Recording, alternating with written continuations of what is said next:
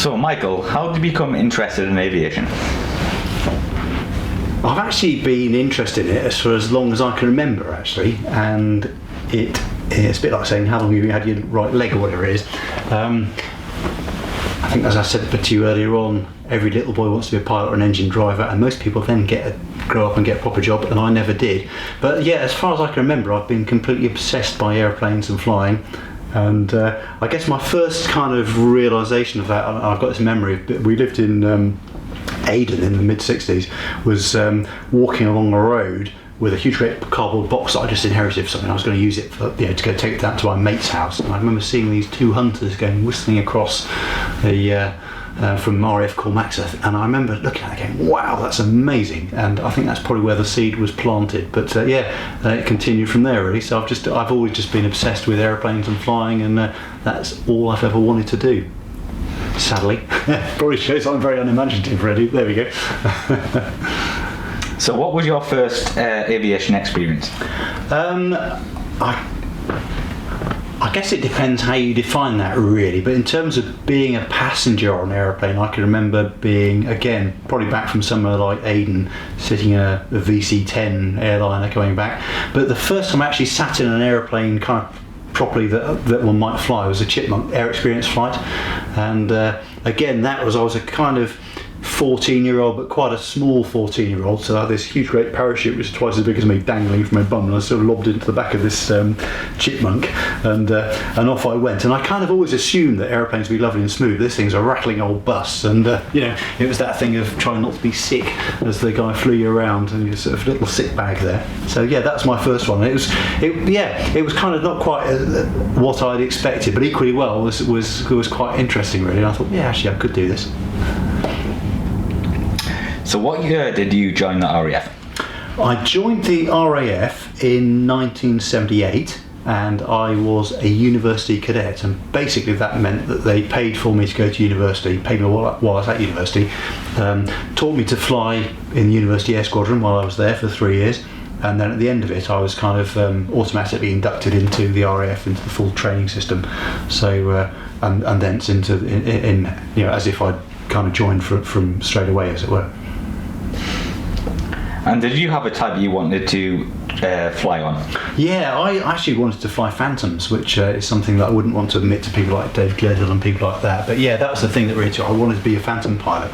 And actually, after I'd been through basic flying training at Cranwell, there was a hold up in the training system, and we were told to go and lose ourselves for 3 months, whatever it was. And I was sent out to Gütersloh, and I was there there was the station flight safety officer, and I shared an office with this guy called Bruce Cogram, I think it was, and he was Mr. Harrier, and day one started with him saying, right, okay, so what do you want to fly? And I said, I want to fly Phantom, sir. And there was the all kind of, I could see what's being crossed off the Christmas card list as he went, oh, loser. But yeah, that was it. That's what I wanted to fly, and it really wasn't until I got to the tactical weapons unit where I'd sort of realised that my ability to really lay at kind of in the low level world, and I really enjoyed flying at low level. I thought, actually, do you know what? I need to get to the mud moving world.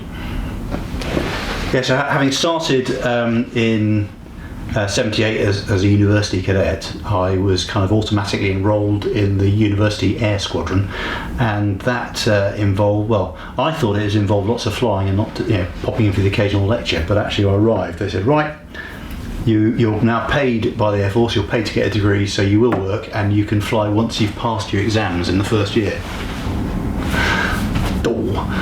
So yeah, I wish I passed my exams obviously, and then we had summer camp, and so I learnt to fly, because I'd learnt to fly the kind of 2 summers previously, because I had a flying scholarship, so back to the Air Force and to the Bulldog, and so I kind of learnt to fly all over again on the Bulldog, which was it was a lovely machine actually, because it was as light aircraft go, it's tremendously powerful. It's sort of I can't remember. I think it's about 230 horsepower, something like that, but it's quite a powerful machine.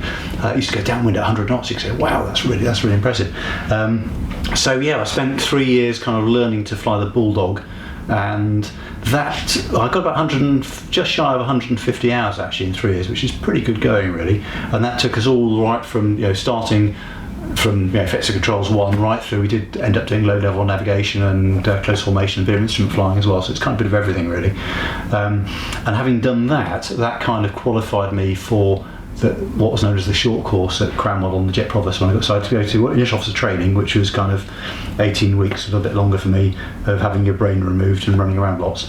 And then you started flying on the Jet Provost, and that was the Jet Provost 5, which was quite a sort of swept up machine. It had quite a powerful engine, it had pressurised canopy, and because the guys who went up to Yorkshire they started on the Jet Provost 3, which is a kind of a heap of donkey droppings really, as far as I can work out. So we did what I was on the 5, and it's basically the same thing, i.e. circuits and then into aerobatics and that kind of stuff, which we've done on the Bulldog, but you're doing it again in the JP, which is kind of faster, more powerful, a bit of low-level navigation, close formation, night flying, instrument flying, a bit of everything. The same thing, bigger airplane, goes faster, so all the numbers are bigger, but basically the same kind of stuff. And so I finished there in front end of 83. That's when I popped across to Goodisloe and upset the people there by saying I want to fly Phantoms instead of Harriers. And then I arrived at Valley to fly the Hawk in kind of September, October time, 83.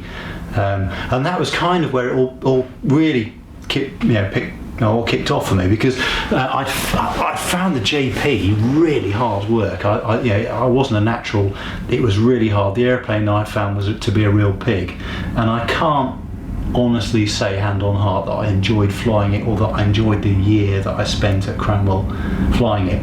But we pitched up at Valley and it's just completely different. I mean, I think the atmosphere of the space was different, because Cranwell's kind of very sort of very stuffy and oldie worldy, but Valley was brilliant. It was just an amazing place. You got there and just the whole atmosphere, it was a real kind of it was the fast jet thing. It was all kind of testosterone and kerosene and boys having a good time. And the Hawk was it's just an amazing machine. It's like a sports car really. It's the sports car of the skies.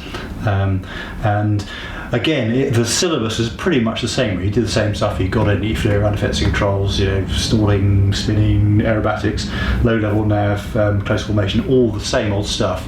But in the Hawk, where everything just seemed to come very, very naturally to me, or much more naturally, shall I say? And it was a real pleasure. And so at the end of that course was when we were given our wings. So I graduated in Feb '84 on 96 Hawk course, and got my wings from Sir Michael Beetham, and felt very proud of myself. Then there was a little bit of a hold up in the system, because there were so many guys going through training, and this was a time, I remember, when the Tornado was coming in use, so it needed loads and loads of pilots, so the machine was the sausage machine was full on pumping people out, but they kind of weren't quite the stock, so they had to wait for, in fact it was about 6 months I think.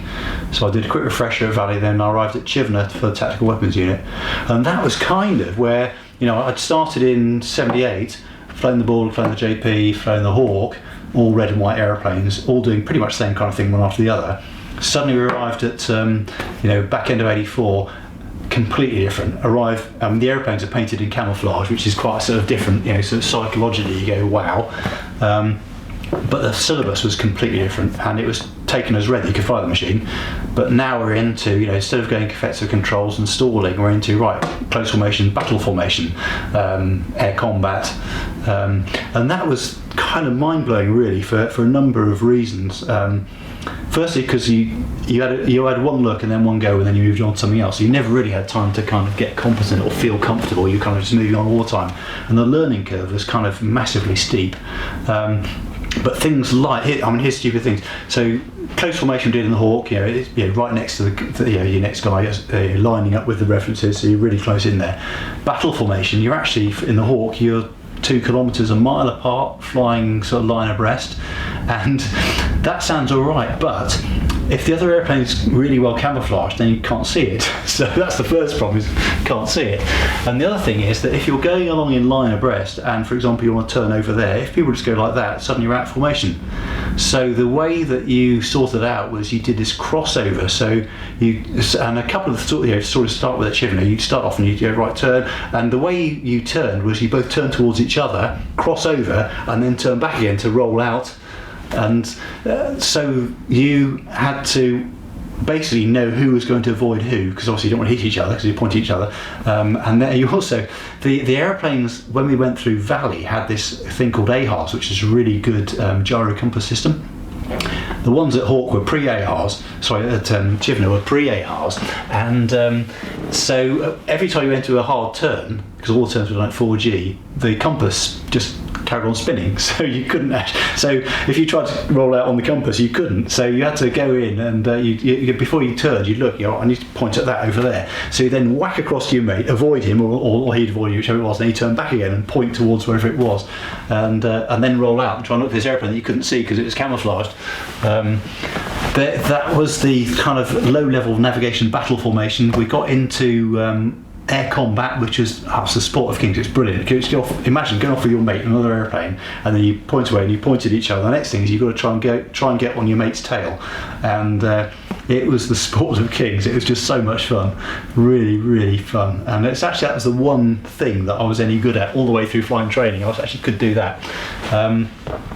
And from there we went on to weaponry, and again there's a massive. Although we'd obviously joined the Air Force and it was military, we'd flown red and white airplanes up to then and it's been academic learning how to fly. But suddenly when you tell, right, point pink body towards the ground and fire a gun or drop a bomb, it's just amazingly A, exciting, B, quite frightening, and C, kind of puts everything together, kind of realise what you've just spent the last so many years learning how to do. So that was a kind of really sort of moment where you go, gee, this is what we're here for. But again, you kind of got one go at it, one show, one go, off you go, right, have a go yourself, that's it, next, and on to the next thing. And the whole thing wound up to what's called the SAP phase, which is Simulated Attack Profile, and the last one, you ended up leading a pair that was bounced, so you had somebody going trying to shoot you down while you went off, and you had to run. You did a first run attack at the range. I think it was timed as well, so you had to get airborne on the right time, and you watched it again, trying to work it all out, and then you had to get off while your mate was trying to stop you and drop a bomb, and then you went off and you attacked I think 2 different targets out in bridges or something out in the middle of Wales, while this other airplane was trying to stop you doing it. And that was the end of this frenzied sort of 4 months or whatever it was at Chivner, at the end of which they then decided where you're going to go to next. And there were various kind of, obviously the great thing if you're a pilot is to do it yourself, and a single seat, don't need a navigator. The Harrier was the kind of top thing, and basically the top guys went there, but you did have to be shit hot to go to the Harrier. Not that I tell a Harrier pilot that, obviously, because it was a very, very difficult airplane to fly, and because it didn't have very much kit. So really, you were the sort of the computer, if you like. So you had to be really on top of your game there. Jaguar, again, quite a tricky airplane to fly, and you're on your own. And then you were into Tornado and Phantom at that stage. 2 guys. Phantom quite difficult to fly, but relatively in terms of the job a little bit easier, I suppose. Although Phantom pilots would probably disagree. Tornado, ground attack, flying close to the ground, all that kind of stuff, and kind of needing you to be pretty much on the ball. So, and actually although I'd obviously wanted to fly the Phantom all the way through training, actually what I discovered was that I really enjoyed the low-level environment. I really enjoyed the kind of low-level attack thing. So I decided actually really what I wanted to do was to fly the Tornado. I should actually point out here that I was not terribly good at flying in circuits and all the rest of it, and the Phantom was quite a handful. So I think had I gone to the Phantom, I probably would have found it quite difficult actually, because it was, I gathered, quite a handful in the circuit, whereas Tornado was actually pretty straightforward really. But yeah, at the end of that, I was selected to the Tornado.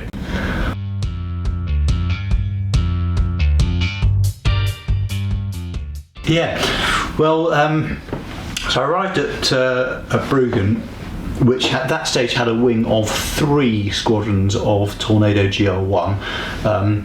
It was about to come 4. The other squadron was 9 squadron, which came out from Honington in I think about 86, back end of 86, I think. But for the moment, there were just 3 squadrons there, and we were the kind of the front line as we saw it. Of the RAF in Germany. There were 3 squadrons, 3 strike attack squadrons up at Larbrook, flying Tornado GR1, and 3 strike attack squadrons at Bruggen. Strike attack meaning A strike that's nuclear stuff, so that was our prime role, was nuclear strike. and the airplanes were there ready to go. So we had guys on QRA strike loaded airplanes, and they were part of the NATO kind of I'm lost for words for a moment, but basically, part of our answer to the Warsaw Pact. And so our role for that was that was the first thing we had to meet, was whatever the SACEUR, Supreme Allied Commander Europe, said how many strike airplanes he needed, we had to provide those, and anything that was left over was then available for attack operations. In terms of wartime stuff, we were tasked with attacking the Soviet Air Force airfields in eastern Germany. So all of those with good old JP233, and also the strategic SAM sites, SAM-5 sites in East Germany. So we were to take those out in the case of war. And really, our time in Germany, apart from the exercises which went on and on, a couple of times a month, the sirens would go off at 2 o'clock in the morning, you're racing to work, and the guys at QRA would come to combat to cockpit readiness, ready to go. So apart from outside that, our routine training was basically kind of attack training, fly off as a pair, fly around Germany, and we'd do simulated attacks on a couple of targets. We'd go to the various ranges that were around. So we had Nordhorn range was the prime one, which was up sort of kind of north of Saarbrück. There was one Vliehorst, which was out on the Dutch coast. There was Pampa range, which is in Holland, which wasn't very far away. We didn't go very often, but that was easy actually, because you got there. And there was sorry to step back. Nordhorn range was kind of in the middle of nowhere, so you pitched up, and luckily, because we had a moving map display outside, you could follow it, go in. And the initial point for the attack was a minor road junction. It was funny, a minor road junction in Germany. I mean, there are millions of them. But anyway, so you found this road junction, off you went, and there was a target to attack. At Vliehorst, which was on the Dutch coast, you started off at this huge great. There was a causeway across the top of the kind of what we used to call the Zuiderzee, whatever it's called now, IJsselmeer, and you set off and you're just heading towards the tip of this island that was kind of very, very, very low, and the target was there.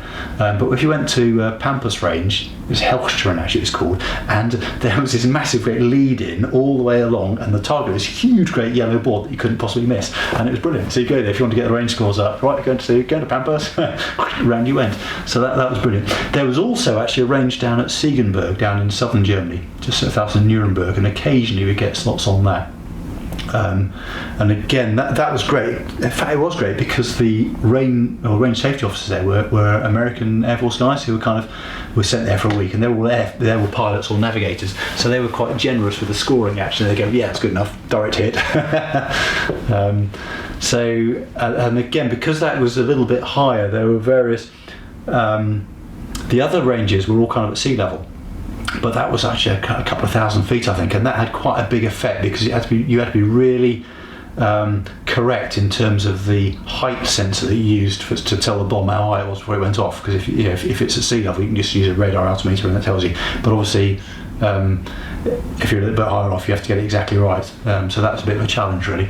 And that was it, really. So we used to float around Germany. Germany was, at that stage, it was full of the army. So there are no end of targets available. There was tanks deployed. There were bridges being built across the Weser at Hamel. There was guys on exercise. There were SAM sites. There was all sorts of stuff. So when you came in the morning, go right, we're going to find 2 targets. There was no problem at all finding that. And similarly, the airplane or the sky was just full of airplanes. All the guys from Wildenroth down there, the Phantom guys would launch off, and they'd put caps up all over the place. There'd be F-16s out, there'd be F-15s out from Soesterberg and the rest of it. So when you went out into Germany, it was the airplane. The skies were full of airplanes. So we'd do our attacks and we'd find out where the fighters were going to be, and whistle through their caps, their combat air patrols, and do a bit of affiliation with them. So yeah, and then go to the range. So it's kind of full on, really. It was great fun. Yeah, an hour and 3/4 worth of rushing around Germany, hair on fire. That's why we've got none left.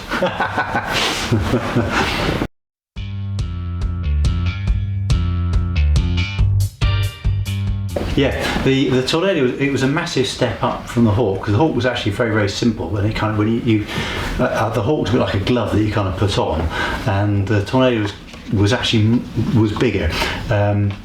but when you sat in it, it was quite a comfy, roomy cockpit, and everything was kind of where you kind of want it to be. Throttles on the left hand side, outboard of that your flap lever, and just inboard a wing sweep lever. Most of the stuff on the right hand side on the console down there was stuff that you probably didn't need to do an awful lot with, sort of air conditioning and that sort of stuff. But in front, the whole thing was kind of dominated by, there was a big circular moving map display which showed you where you were, or where the airplane thought you were, and above it, and you kind of looked right the way through it onto the windscreen, was the head-up display, which had all the flying instruments that you need, and that's actually the prime kind of instrument flying, or those are the prime flying instruments. There were actually sort of traditional ones down on the right hand side of that under the coaming, and on the left hand side that's where you had the engine instruments. But everything's where you want it. But it was very easy, kind of like a nodding dog, really, to look in between the HUD and the moving map. Where am I? Rather than actually looking out.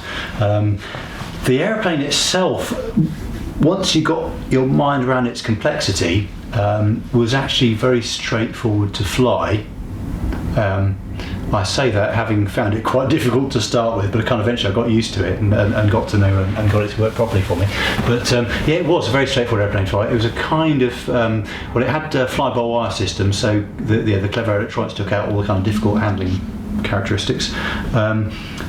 In the circuit, you put the wings forward. In fact, it flew like a straight wing aeroplane, so you didn't have any of the buffets and all that kind of stuff that you might have in a Phantom or a Lightning or something like that. So it was very, very straightforward. And once you got airborne, cruising speeds of sort of 420 knots, you'd be the wing halfway back in 45 wing, and again the electronics kind of took out any peculiarity. It flew like kind of like a big Hawk really in some respects, but with all the drag underneath it. It was much heavier in the controls, but it was kind of quite easy to fly. Quite pleasant to fly, very comfortable to fly. I mean, at a low level, and again, the Hawk would bounce around, but the Tornado just stuck there. Quite a high wing loading, so you'd be very comfortable flying at low level for long distances, and you whistle through the mountains, and that'd be bounced. Well, if you would be bounced around in a Hawk, in the Tornado, you just cut straight through it. It was a very kind of stable aeroplane, very, very comfortable. Reasonably manoeuvrable actually for its day, and again there was in 45 there was a thing called manoeuvre flap which was just on the throttle. Actually, you kind of just blipped your thumb down, that gave you manoeuvre flap. So in 45 wing just gave you slat, which kind of turned well. Once you got the speed below about sort of 360, 300 knots around about there, you pop the wings forward, and then again the manoeuvre flap would give you flap as well, and it turned pretty well. And certainly you'd outturn a Phantom. So that kind of thing in Germany, you whistle around, you could find a Wildenrod Phantom and sneak behind him, and then you knew he couldn't get away from you because you could turn better than he could. The only problem is that the Germans had F4Fs, I think it was, which had slats on, which turned even better. So if you got set on the German, you go, oh dear me, trying to bug out. But yeah, it was a very pleasant environment actually, and I would say it was virtually vice-free.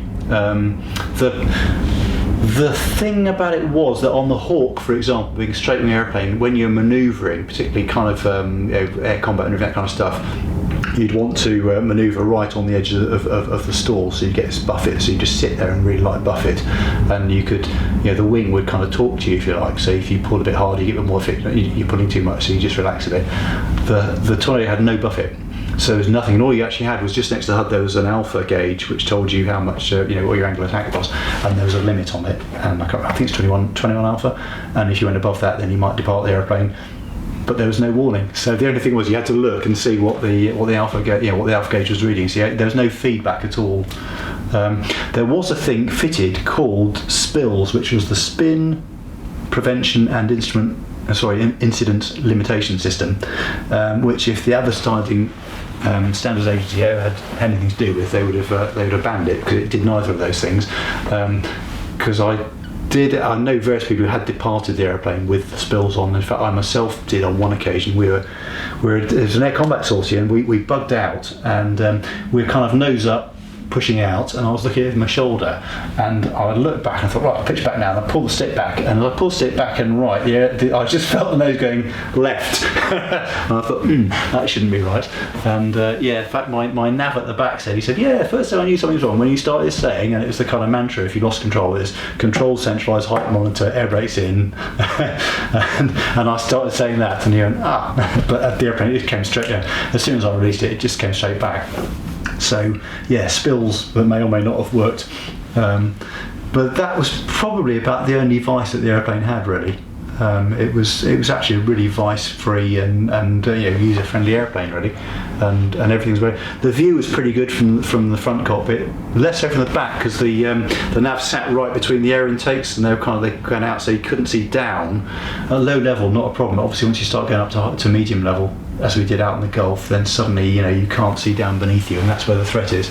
But from the front seat, pretty good. The only thing was there was a massive, great big sort of coaming that came up like that, and there were blind spots either side. And a couple of very good mates of mine got killed actually mid-air collision, and probably the airplane coming across was actually in that blind spot, which they just never saw it.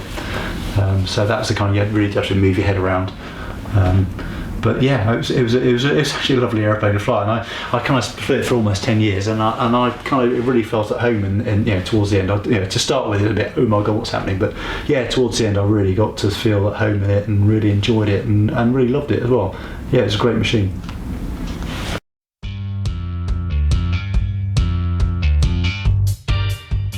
The Tornado cockpit was really well laid out. It's very ergonomic. As I mentioned earlier on, to your left hand you had the throttles, outboard of those a flap lever, inboard the wing sweep lever. Behind that was a thing called CSAS, which is the Command Control Organisation Command. I can't even remember what it's called now, or what that stood for, but basically that was in round terms the fly-by-wire system. So that was the stick was actually connected not to pulleys and ropes, but actually to wigglies that went through this box. So that was all there in case you got any kind of failures or anything like that. Just ahead of that was actually the terrain following radar system, and that was a kind of, the thing about Tornado was that it was the first airplane that the RAF had ever had that had a low level all-weather capability, basically due to the fact that it had this terrain following radar. So the deal was that you would you'd switch this radar on. If it was night or it was in bad weather, you'd then connect it to the autopilot using the little box of tricks that was down by your left thigh. Later that got moved up to the coaming, so it was easier to see. And then the airplane fly itself around on whatever route you put on, whatever the navigator said, and it would fly around at whatever height you dialed in, 500 feet at night. Automatics, scary stuff. So that was kind of the left-hand side of the cockpit. The right-hand side, I think, as I mentioned earlier on, had air conditioning and various bits and pieces, fuel, etc., down that side as well.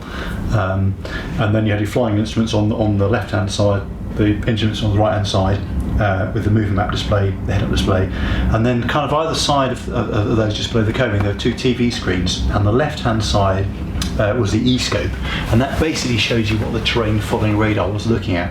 So if you were doing automatic terrain following, you'd go along from the front seat, you'd make sure that down here you had all the right buttons pressed, about 3 buttons that you had to press, so you check your 3 white lights there. You'd then look up into the head-up display, and there would be a little T displayed showing that the terrain following radar was on, and there'd be a flight-directed dot, and you'd check that the airplane was actually, the airplane symbol, the autopilot was actually flying, following the terrain, the dot, and then you check the E-scope, and the E-scope was giving you like a sideways view of the terrain ahead. And the big thing that you were really interested in was if you had what we call cut-off. So if a radar's looking at something, and there's like a blank space, it can't see beyond that, so it'll tell you there's something there, but it won't tell you what's beyond it, and that's kind of cut off. And so we would have it was almost a continuous running commentary between the back seat and the front seat, what you could see, because the guy in the back would have his ground mapping radar. And so I'd say, I've got cut off at 5 miles, and I'd talk down, and then he'd say he'd agree that he had cut off on his radar screen as well, and I'd be looking to see there were a couple of lines on the U-scope which showed what the kind of avoidance that the airplane would take, and you'd confirm. I say, okay, it's climbing over the ridge, and then because he had a longer range radar that's kind of slightly looking down, would say, oh, I got painting beyond now, so you knew that you were painting beyond the ridge, you could see what's going on, and then you kind of monitor the autopilot. So there's a continuous banter between two of you as you went on auto TF, so checking, so he knew that the autopilot was in, that it's all flying flight director, what you were seeing on the U-scope, he'd then tell you what you see on the ground mapping radar, and so it going backwards and forwards, so that you both knew what was going on. Because it was a great way of killing yourself if you didn't get it right. So, like all these things, really. So there's a bit of an incentive there to do that. And again, because we were kind of working together, really as a hand in glove, as a really close knit team, you both needed to know exactly what the other guy saw. Air to ground stuff, basically that was kind of run by the backseater. You'd have a pre-planned target. The backseater would. You'd plan your attack from initial point down to the target itself. You'd identify in the planning stage various kind of radar offsets that he'd probably be able to see on the radar, and if you could actually mark those on the radar, then that went back into the computer, and the computer, oh, hang on, you told me that wood is X from the target, so if you say that's there, then the target must be there, so we kind of update the target position. So the backseater would kind of be there with his radar thing, trying to honing in on the radar position, so that when eventually you could see that, when eventually that became clear, you'd be able to find the radar, the target itself on the radar. From the front seat, we do it on a map, so we were looking out the window and we go, right, I'm going to see this wood after 70 seconds, I'm going to see that river, and so we'd be thumbing our way down the map. So we'd be kind of working our way down that way, they'd be working that way, and hopefully we'd meet at the far end with his radar mark sitting over the target for me to find. And again, if it was night or if we're TFRing because it was bad weather, then we'd totally do that on the navigator's mark. Obviously, looking out the window, you can be a bit more accurate because you can see what's going on. So there's the option there of taking over from the front seat, saying, I've control of this attack now, and marking it accurately for the computer to work out. So again, that was from the front seat. There was like a sort of big banana that stuck here with a sort of Chinaman's hat on thing up. So you could actually take control, once you saw where the target was, you could take control in the front seat and then move it around. And then there was a final mode worthy of note, which is called target opportunity. So if you're trying and you suddenly saw a lot of tanks up front, you go, target opportunity, and there was a button that you pressed at the front, and that then armed all the bombs or whatever he'd set in the back. But again, it gave you a air to ground weapon aiming picture in the head-up display. So again, you could it gave you basically a line showing where the bomb would fall, and a little sort of marker showing, right, if you press the bombs out, they'll land here, and you waited so that motored up through where it was the target. On this side, dunk, on the stick top, and you could drop weapons that way. Guns, again, there was a air-to-ground gun switch, which gave you an air-to-ground gun picture, which was kind of like, it gave you a fixed cross to show you where the airplane's pointing, it gave you a pipper to show where the shells would land, and then a range ring around it. And as you came in, you'd put the pipper on the target and wait for the range to come round. Ranging was either through the radar from the backseat, or there's a laser as well, so either of those, and then you could the firing it was off a trigger on top of the stick top. So but and I say it was actually pretty well designed cockpit. Really, it was comfy, it was big, and things were pretty much where you wanted them to be. So it was good.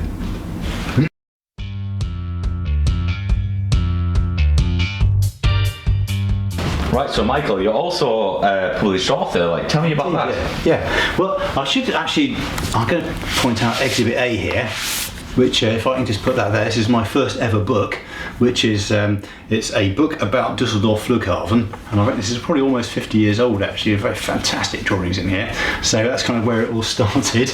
And I first got into the idea of writing a book because I wrote up the history of 14 Squadron, which is a particularly fine squadron, and what I realised, because it had been out in the Middle East for most of its time and then out in Germany, is nobody ever written it down. So that's how I got into the kind of book writing thing. I did a 2-volume history of that, and off the back of that, I ended up busting an Achilles tendon about 15 years ago now, playing squash, silly thing to do, and I had nothing to do. I stuck my leg up with plaster.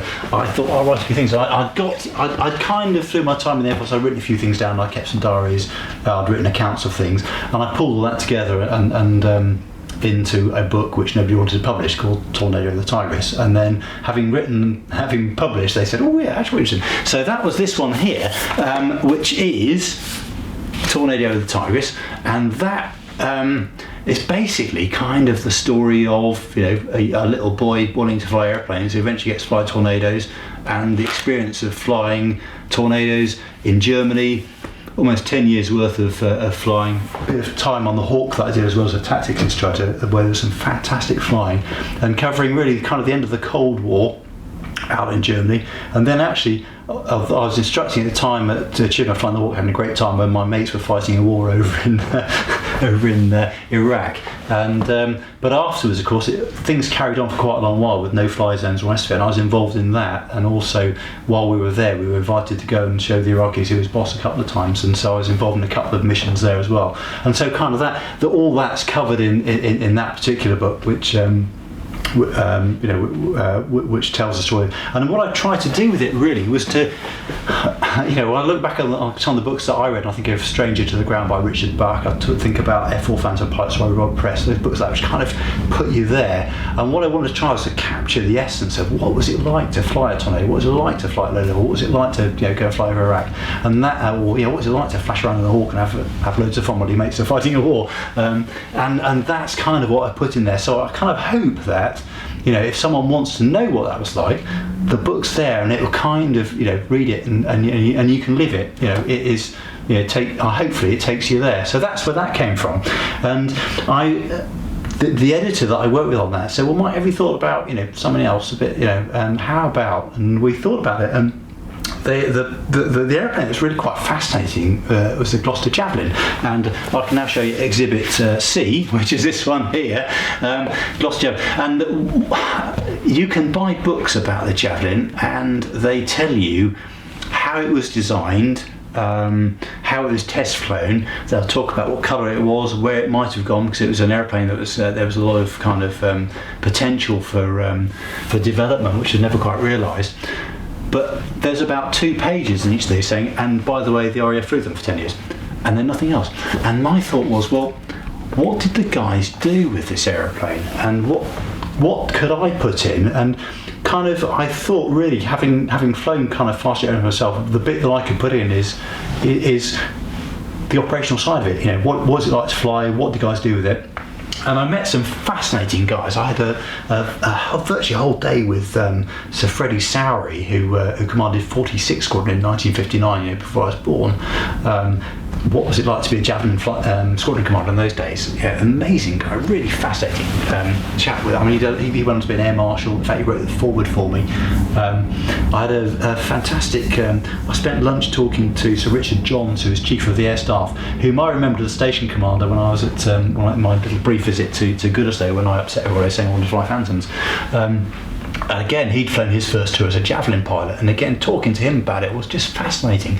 And this aeroplane, which was kind of the usual kind of crappy British design, was actually at the time was cutting edge technology, was cutting edge in terms of operation capability, and it was the first airplane the RAF had that had missiles on it. It was the first tactical airplane the airplanes had that the RAF had air-to-air refuelling, and they did all this amazing stuff of, right, we're going, how does one get a squadron to Singapore? So they kind of worked it all out. They sent, we'll start off by sending half a squadron halfway there, and then we'll send all, and all the sort of goings that went on with that, an amazing sort of, while at the same time kind of manning the front line of the Cold War in the air defence world. And well, how do we deal with jamming, and how do we do this? And they're out in Germany as well. Well, how do you? And then the airplanes were in Cyprus, big problem in Rhodesia. Right, send the guys off to Zambia. They're interesting stuff. Out in Singapore, the confrontation with Indonesia, and so the squadron there suddenly found themselves on a 1,000-mile frontage, trying to sort of defend it all. And again, talking to Mike Miller, who was one of the squadron bosses at the time, was fascinating. Talking to him, how they kind of got around all this and operating over Borneo, being shot at by the Indonesian troops. So there's some fantastic stuff there. And it's a fascinating airplane, but what the guys got up to is absolutely amazing, and that's kind of what I tried to instill and capture in that book as well. So that's where I'm at with the book writing. I've just started. I'm writing an operational history of the Tornado GR1, a subject very close to my heart. But one of the fascinating things for me is actually, as I mentioned, I didn't fight in the Gulf War. I was instructing at Chiffon at the time, but the guys who did them are very proud of what they did, obviously. And I'm able to get all the stuff from the 3 bases at Dhahran, Tabuk and Bahrain and kind of fit that together for the whole picture of exactly what all the guys did together. And later on, what the Tornado Force did over Kosovo, where they were getting airborne from Bruggen, they were flying all the way down massively long sorties down air-to-air refuelling over France, going over Italy air-to-air refuelling, then going out over Kosovo, then coming back again, operating from their home base. So they get home, and then the wife would say, "Well, you're late. you're supposed to pick up the kids at 4:30, but I've been bombing I've been bombing in Kosovo, dear." Whatever, and all that stuff. Again, that's what I'm looking at the moment. So I'm in the process of doing that, and there'll be some fantastic stories and photographs and God knows what else and stuff that hasn't been put together before, which again I hope will tell the story of what a wonderful airplane the Tornado was, but also what a wonderful bunch of mates used to fly it, because there were some really top guys.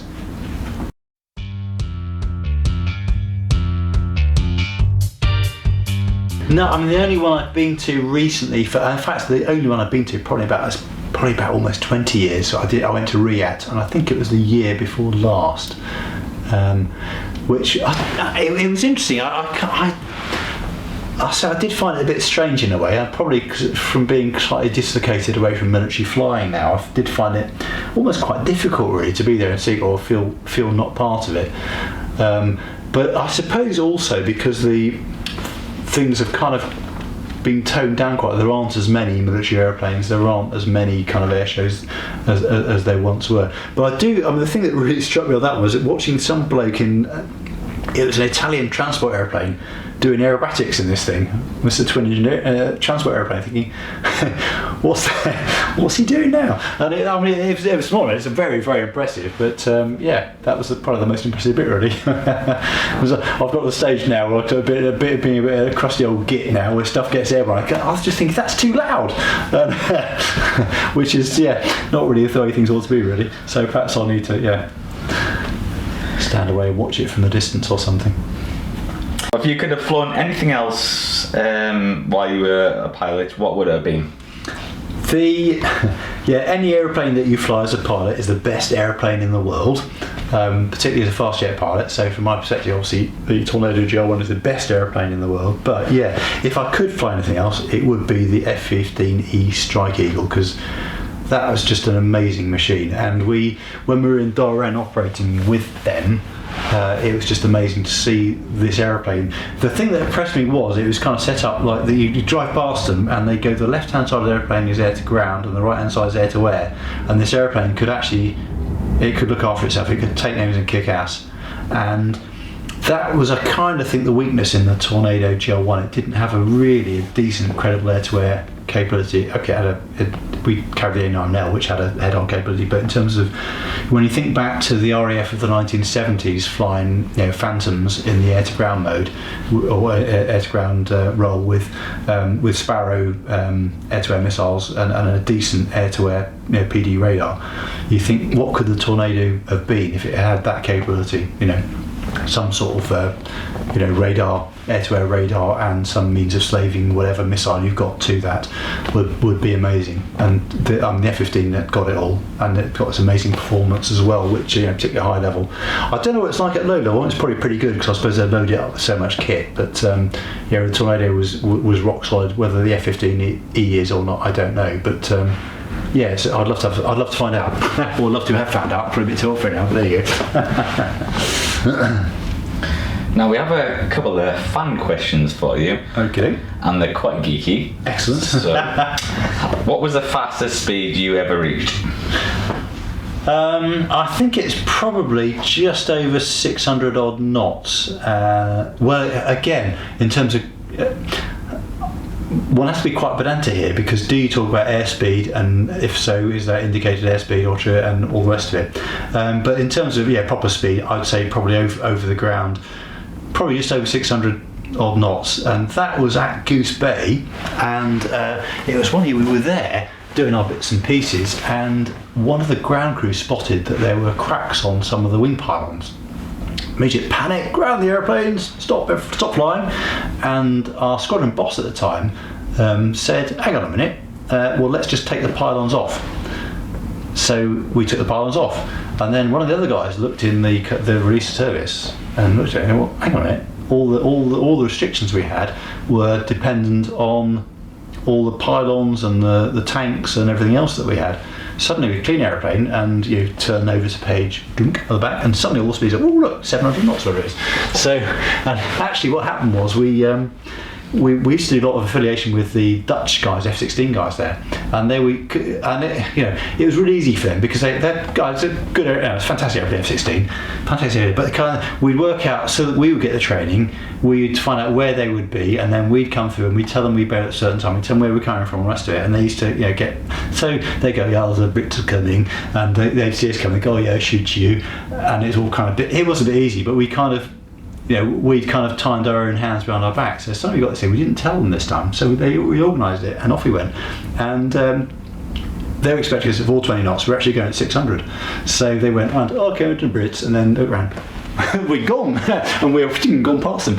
And in fact, when we came back again, they were still kind of trying looking for us over there. And we came up behind them, a couple of shots away, and they wound their necks in. But the airplane, again, you mentioned about wing sweep, and at that speed, 67 wing, because it was clean, it was like a big hawk. It was, it was really responsive, and it was kind of where it wanted to be. It was happy as Larry, and it turned well, and it was a real pleasure to fly it actually, in a way that you kind of weren't used to, having flown it laden with all this stuff. It was good fun. So, do you prefer being a pilot or an author? I think the one comes from the other, in that I don't think that, since what I write about is flying, and both in my own experiences that come in Tornado the Tigris and through the experience of that being able to talk to, for example, kind of Javelin aircrew in their language, I couldn't have been an author if I hadn't been a pilot, if you know what I mean. If I had to, now I like the idea of being an author. Now I like the idea that perhaps that's where a future lies, but it is very much based on the fact of having been a pilot or being a pilot. And actually, if I had to choose, it would, every time, I'm afraid it would be fly airplanes. Sadly, I still haven't grown up. I'm still that little boy who hasn't grown up yet. And a question for myself: do you ever get sick about talking about flying? No, I don't actually. The only thing that I worry about is that it bores other people. But I could talk about flying all the time. It's a fascinating subject, and I thoroughly enjoy it. I enjoy talking to people about it. It's great to be able to talk about your own experiences. A bit egotistical, I suppose, in many ways. But no, I don't. I love it. I find aeroplanes fascinating. I find what people do with aeroplanes fascinating, and there's so many different things. And again, from talking to Javelin aircrew, talking to Marauder aircrew from the Second War, I've done that before, and there's this whole gamut of people, and it's fascinating what people do with airplanes, and I find airplanes amazing. Hopefully I'll never go out of it. My name's Mike Napier. I'm an ex-RAF Tornado GR1 pilot, and you can find me at mjwnapier.com.